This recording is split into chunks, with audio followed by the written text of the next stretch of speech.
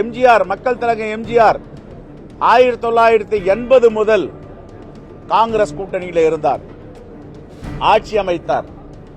எம்ஜிஆருடைய காலத்திற்கு பிறகு அம்மையார் ஜெயலலிதா அவர்கள் காங்கிரஸ் கூட்டணியில 91 அவர் முதலமைச்சராவதற்கு காங்கிரஸ் பேரியக்கம் தலைவர் ராஜீவ்காந்தியுடைய தியாகம் உறுதுணையாக இருந்தது.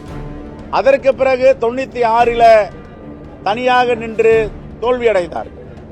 2001 மீண்டும் காங்கிரஸ் கூட்டணி சேர்த்து முதலமைச்சர் ஆனார். அப்போது திராவிட முன்னேற்ற கழகம் தான் காங்கிரஸோடு கூட்டணியில் இருந்தது என்றால், அதிமுகவும் எம்ஜிஆர் காலத்தில் இருந்து அம்மையார் ஜெயலலிதா காலம் வரை கூட்டணியிலே இருந்தார்களே, அப்பொழுதெல்லாம் இவர்களும் பேசியிருக்க வேண்டியதானே. அந்தந்த காலகட்டத்திற்கு எது தேவையோ அதை வரலாற்று ரீதியாக நாங்கள் நிரூபித்திருக்கிறோம். இப்ப இருக்கிற வெளியுறவுத்துறை அமைச்சர் ஜெய்சங்கர், அப்ப வெளியுறவு செயலாளர், அவர் என்ன சொல்றாரு? இலங்கைக்கு அருகையில் உள்ள கச்சத்தீவை கொடுத்தது நியாயம் என்றார். நியாயப்படுத்தி பேசியிருக்கார். ஆர்டிஐல இருக்கு எங்க கிட்ட. முகுல் ரோஹித், இந்த தேசத்துடைய அட்டார்னி ஜெனரல், அவர் என்ன சொல்லுகிறார்? யுத்தம் நடத்திய அந்த இடத்தை பெற முடியும், அது கொடுத்ததுதான். அதற்கு பதில் நாம் ஏராளமான இடங்களை பெற்றிருக்கிறோம் என்று சில இடங்களில் தெரிஞ்சோ தெரியாமலேயோ பாஜகவுடைய தலைவர்கள் அன்னை இந்திரா காந்தியுடைய பெருமையை பேசத்தான் செய்கிறார்கள். மாண்புமிகு எதிர்க்கட்சி தலைவர் புரிந்து கொள்ள வேண்டும். மீனவர்கள் கச்சத்தீவை மீட்டெடுத்துட்டா நாங்க சுதந்திரமா மீன் பிடிக்க முடியும், எங்க வலையை கிழிக்க மாட்டாங்க, எங்க படகு சாதாரண படகு யாரும் ஒருத்தரும் சொல்லல. மீட்டெடுப்பது நம்முடைய கடமை, மீட்டெடுக்கிறோம், அதுல மாற்று கருத்து கிடையாது. இன்று மாண்புமிகு முதலமைச்சர் அவர்கள் கொண்டு வந்த கச்சத்தீவு தீர்மானத்தை காங்கிரஸ் பேரியக்கம் வரவேற்கிறது, ஆதரிக்கிறது. அதே நேரத்தில் சில உண்மைகள் மறைக்கப்பட்டிருக்கின்றன. அன்னை இந்திரா காந்தி அவர்கள் தாரை வார்த்து கொடுத்து விட்டார்கள் என்று ஒரு சில தலைவர்கள் அங்கே பேசினார்கள். அது உண்மை இல்லை. உண்மைக்கு புறம்பான செய்தியை பரப்பி வருகிறார்கள். நாங்கள் சொல்வதெல்லாம் ஆதாரபூர்வமானது. நாங்கள் சொல்வதெல்லாம் நாடாளுமன்றத்திலும் சட்டமன்றத்திலும் இருக்கின்ற அவை குறிப்பிலிருந்து பேசுகிறோம். புத்தகங்கள் வாயிலாக வந்திருக்கின்ற உண்மை செய்திகளை இன்று பதிவு செய்திருக்கிறோம். 1921 ஆண்டு சென்னையில் இருந்த மாவட்ட ஆட்சித்தலைவரும் இலங்கையில் இருந்த மாவட்ட ஆட்சித்தலைவர் காரல் பக்ஸும் சென்னையில் இருந்த மில்டன் அவர்களும் ஒரு ஒப்பந்தத்தை போடுவதற்கு முயற்சி செய்தார்கள். கச்சத்தீவு இலங்கைக்கு அருகாமையில் இருக்கிறது, அதை கொடுக்க வேண்டும் என்று. அந்த ஒப்பந்தம் பேச்சுவார்த்தையோடு நின்றது, சட்டமாக்கவில்லை. அதற்கு பிறகு பாகிஸ்தான் இலங்கையில விமான படை தளத்தை அமைப்பதற்கு முயற்சி செய்தன, ஒத்திகை செய்தது. அதற்கு கடுமையான எதிர்ப்பை அன்னை இந்திரா காந்தி தெரிவித்தார். சீனாவும் ஊடுருவ முயன்றது, அதற்கும் கடுமையான எதிர்ப்பை தெரிவித்தார்கள். 6 லட்சம் இலங்கை வசிக்கின்ற தமிழர்கள், தமிழ்நாட்டை சார்ந்தவர்கள் 6 லட்சம் பேர் குடியுரிமை இல்லாமல் இருந்தார்கள். அவர்களை இந்தியாவிற்கு கொண்டு வந்தவர் அன்னை இந்திரா காந்தி அவர்கள். 50 ஆண்டுகளாக இந்திய சுதந்திர காற்றை சுவாசித்துக் கொண்டிருக்கிறார்கள். 1.5 லட்சம் மலையக தோட்ட தொழிலாளர்கள் குடியமர்த்தப்பட்டிருக்கிறார்கள். இதையெல்லாம் அன்னை இந்திரா காந்தி வழிகாட்டுதலில் நடந்தது, அவருடைய ஆட்சியில் நடந்தது. தமிழர்கள் ஒருபோதும் இதை மறக்க மாட்டார்கள். அது மட்டுமல்ல, இலங்கையில தனி தமிழ் ஈழம் அமைய வேண்டும் என்று முதல் முயற்சி எடுத்து எல்லா உதவியும் செய்தவர் அன்னை இந்திரா காந்தி. தமிழர்களை பாதுகாக்கப்பட வேண்டும் என்று. அவர் மட்டுமல்ல, அவருடைய புதல்வர் ராஜீவ்காந்தி அவர்கள் பிரதமராக இருக்கும் பொழுது பூமாலை திட்டத்தின் மூலமாக பசியாலும் பட்டினியாலும் ஆடும் இலங்கை தமிழர்களுக்கு வெளியுறவு கொள்கை, இன்டர்நேஷனல் ஹேக் எல்லாவற்றையும் மீறி அங்கே உணவு பொட்டலங்களை வழங்கியவர் தலைவர் ராஜீவ்காந்தி. இதையெல்லாம் யாரும் மறந்துவிடவில்லை, தமிழ்நாட்டை சார்ந்தவர்கள். இதெல்லாம் வரலாறு. ஆனால் 282 ஏக்கர் இடத்தை கொடுத்துவிட்டு 6000 சதுர மைல், 7500 சதுர கிலோமீட்டர், லட்சக்கணக்கான ஏக்கர் இந்தியாவிற்கு பெறப்பட்டிருக்கிறது. 2வது ஒப்பந்தத்தில் ஒரு ஒப்பந்தத்தை பற்றி எல்லோரும் பேசுகிறார்கள். 2வது ஒப்பந்தத்தை பற்றி பேசுவது வருத்தம் அளிக்கிறது. அந்த 2வது ஒப்பந்தம் என்ன? உலகத்திலே எங்கும் இல்லாத கனிம வளங்கள், எரிவாயு, பல்லுயிர் வாழ்கின்ற பகுதி, இதையெல்லாம் இந்தியாவிற்கு சாதகமாக கொடையாக பெற்றவர் தான் அன்னை இந்திரா காந்தி. 2 ஒப்பந்தம், ஒரு ஒப்பந்தம் கச்சத்தீவு, இன்னொரு ஒப்பந்தம் வேர்ல்ட் பேங்க். இதை பற்றி எல்லாம் இன்னும் நீங்கள் யூடியூபிலோ ஆவணங்களிலோ பார்த்தால் வெட்ட வெளிச்சமாக தெரியும் அன்னை இந்திரா காந்தி செய்த வரலாற்று பணி எவ்வளவு பெரியது இந்த தேசத்திற்காக என்று. இந்தியா விடுதலை அடையும் பொழுது 565 சமஸ்தானங்களை இந்தியாவோடு இணைத்தவர் அன்னை இந்திரா காந்தியுடைய தந்தை ஜவஹர்லால் நேரு. நாகாலாந்து பிரிட்டிஷ் காலத்திலே நாகாலாந்து பிரிட்டிஷோடு இணையவில்லை, ஆனால் அதையும் இணைத்தவர் ஜவஹர்லால் நேரு. இதைத்தான் வாஜ்பாய் அவர்கள் அன்னை இந்திரா காந்தியை பார்த்து இந்த தேசத்தின் துர்கா தேவி சக்தி படைத்தவர் என்று பாராட்டினார். அவர் பாராட்டினார். இன்று நரேந்திர மோடிக்கு பாராட்டுவதற்கு மனமில்லை. இப்படி பல திட்டங்களை இந்தியா வளர்வதற்கும் வளர்ச்சி அடைவதற்கும் கொடையாக கொடுத்தவர் அன்னை இந்திரா காந்தி அவர்கள். பாகிஸ்தான் வாலாட்டிக் கொண்டிருக்கும் பொழுது 14 நாட்கள் போர் தொடுத்து அந்த நாட்டை இரண்டாக்கி வங்காளதேசத்தை உருவாக்கியவர். உலக நாடுகள்லாம் உயர்த்து பார்த்தது, இந்தியாவிற்கு இவ்வளவு பெரிய சூப்பர் பவர் கண்ட்ரிக்கு இல்லாத அதிகாரமா என்று. இப்படியெல்லாம் உலக நாடுகளின் முன்னாடி தலை நிமிர்த்தி இந்தியாவை உயர்த்தி சென்றவர் அன்னை இந்திரா காந்தி. ஆனால் ஒவ்வொருவரும் கச்சத்தீவை பேசும் பொழுது வேர்ல்ட் பேங்க் அதையும் பேச வேண்டும். அந்த வேர்ல்ட் பேங்கில் என்ன இருக்கிறது? எத்தனை லட்சம் ஏக்கர்களை இந்தியாவிற்கு கொடையாக பெற்றெடுத்தார்.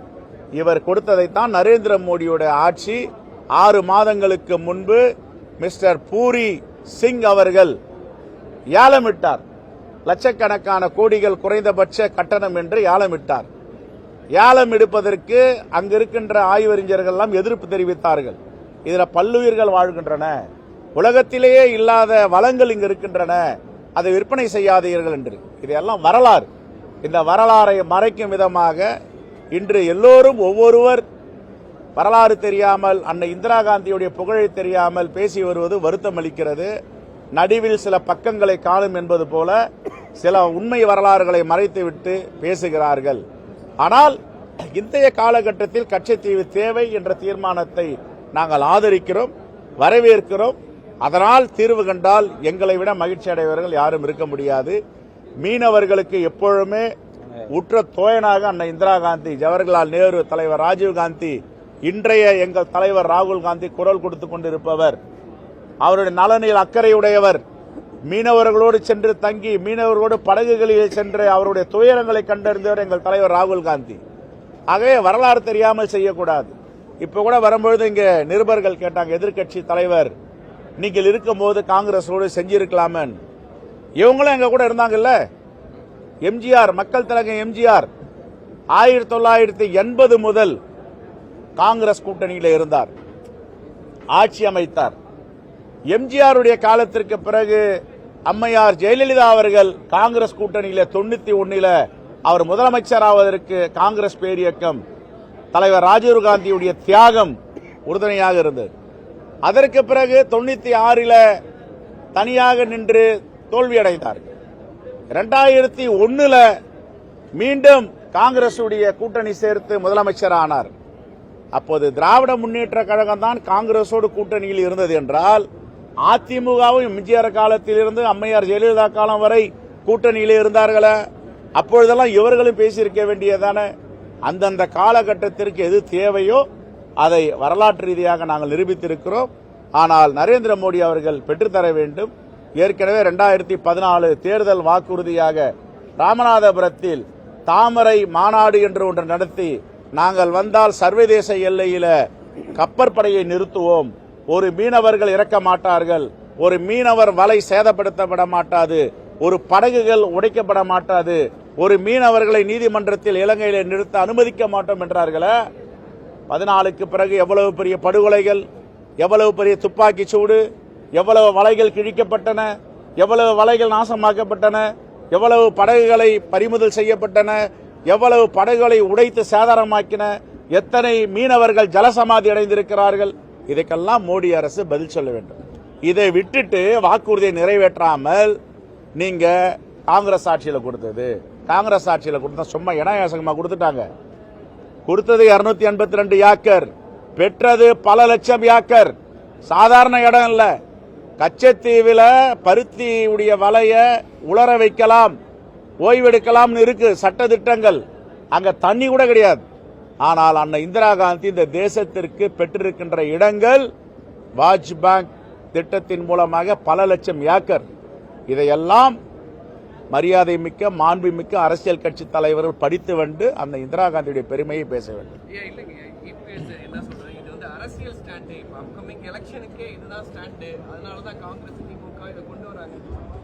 இல்லையே, இது பல காலங்கள் பேசிட்டு வரமே. இது முதல்ல இல்லையா, வழக்கு நிலுவையில் இருக்கு. இப்ப நான் கேட்கிறேன், அப்படின்னா இப்ப இருக்கிற வெளியுறவுத்துறை அமைச்சர் ஜெய்சங்கர், அப்ப வெளியுறவு செயலாளர், அவர் என்ன சொல்றாரு? இலங்கைக்கு அருகையில் உள்ள கச்சத்தீவை கொடுத்தது நியாயம் என்றார். நியாயப்படுத்தி பேசியிருக்கார். ஆர்டிஐல இருக்கு எங்க கிட்ட. முகுல் ரோஹித், இந்த தேசத்துடைய அட்டார்னி ஜெனரல், அவர் என்ன சொல்லுகிறார்? யுத்தம் நடத்திய அந்த இடத்தை பெற முடியும், அது கொடுத்ததுதான். அதற்கு பதில் நாம் ஏராளமான இடங்களை பெற்றிருக்கிறோம் என்று சில இடங்களில் தெரிஞ்சோ தெரியாமலேயோ பாஜகவுடைய தலைவர்கள் அன்னை இந்திரா காந்தியுடைய பெருமையை பேசத்தான் செய்கிறார்கள். மாண்புமிகு எதிர்க்கட்சி தலைவர் புரிந்து கொள்ள வேண்டும். நீங்களும் எங்களோடு கூட்டணியில் இருந்தீர்கள். உங்களுடைய தலைவர் மக்கள் திலகமும் காங்கிரஸோடு கூட்டணியில் இருந்தார்.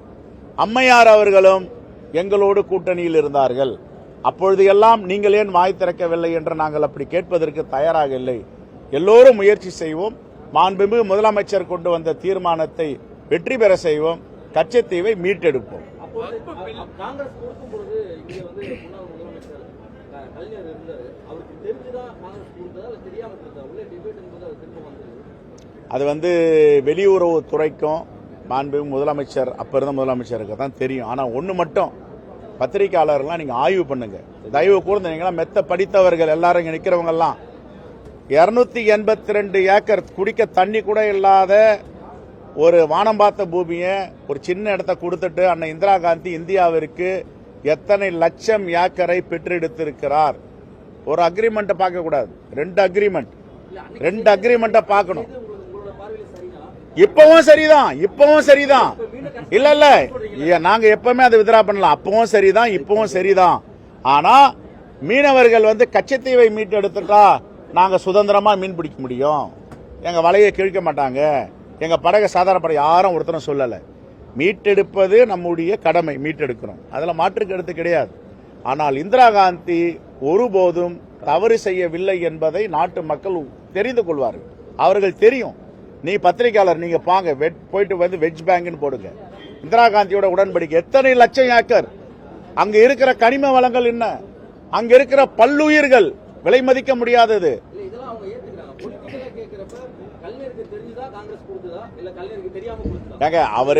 அவரே ஒரு கமிட்டியை போட்டு பேராசிரியர், சட்ட பேராசிரியர் போட்டு எல்லாம் வாதம் பண்ணி இருக்காரு. செழியன் நாடாளுமன்றத்தில் பேசி இருக்காரு. சாப்டர் 5 என்ன சொல்லுது அந்த சட்டத்தில், தீர்மானத்தில் சாப்டர் 6 என்ன சொல்லுது? சாப்டர் 5 ரொம்ப தெளிவா இந்திய மீனவர்களும் இலங்கை மீனவர்களும் அந்த இடத்தில் மீன் பிடிக்கலாம். அத்தோணியார் கோவிலுக்கு விசா இல்லாமல் சென்று வரலாம். பருத்தி வலைகளை காயப்படலாம் அந்த ஆக்ட்ல சொல்லுது. சாப்டர் 5. சாப்டர் 6 என்ன சொல்லுது? இன்டர்நேஷனல் பார்டர், சர்வதேச எல்லையில 2 மீனவர்களும் கலந்துரையாடி கொண்டு நீங்கள் மீனை பிடித்துக் கொள்ளலாம். ரொம்ப தெளிவா போட்டிருக்காங்க. சரி, டாக்டர் மன்மோகன் சிங் ஆட்சியில் 2008 ஒரு உடன்படிக்கை. என்ன உடன்படிக்கை? கூட்டு நடவடிக்கை. அந்த மீனவர்களும் இந்த மீனவர்களும் சேர்ந்து பேசி கூட்டங்களை நடத்தி கூட்டு நடவடிக்கை. பாஜக 11 ஆண்டுகளா இருக்கு, இது வரைக்கும் அந்த கூட்டத்தை நடத்தல. ஒரு ஆண்டுகளா நடத்தி இருக்காங்களா? கேளுங்க. எப்பொழுதுமே காங்கிரஸ் மீனவர்களின் நண்பன், உண்மையான நண்பன், நடிப்பு நண்பன்லாம் கிடையாது. எங்க தலைவர் ராகுல் காந்தி மீனவர்களோடு வாழ்ந்துட்டு இருக்காரு. இல்ல அவங்க அதை பத்தி எல்லாம் எங்களுக்கு இந்திரா காந்தி விசிகாவோ மாற்று கட்சியோ இந்திரா காந்தியுடைய பெயருக்கு முன்னால் யாரும் பேச முடியாது. எங்க 2 விஷயம்தான். வாஜ்பாய் யாரு? நரேந்திர மோடி, RSS, பிஜேபியால் ஏற்றுக்கொண்ட மகாபுருஷர், சக்தி வாய்ந்தவர். பிஜேபி வாஜ்பாய் அவரே சொல்றாரு, துர்கா தேவி அம்மையார் இந்திரா காந்தி. துர்கா தேவி எல்லா சக்தியும் படைத்தவர், நாட்டை காப்பவர், நாட்டை பாதுகாப்பவர் தான் துர்கா தேவி. சக்தி படைத்தவர் அவரே சொல்லிட்டாரு. அப்புறம் இவங்க சொல்றதெல்லாம் என்ன இருக்கு? ரைட், நன்றி.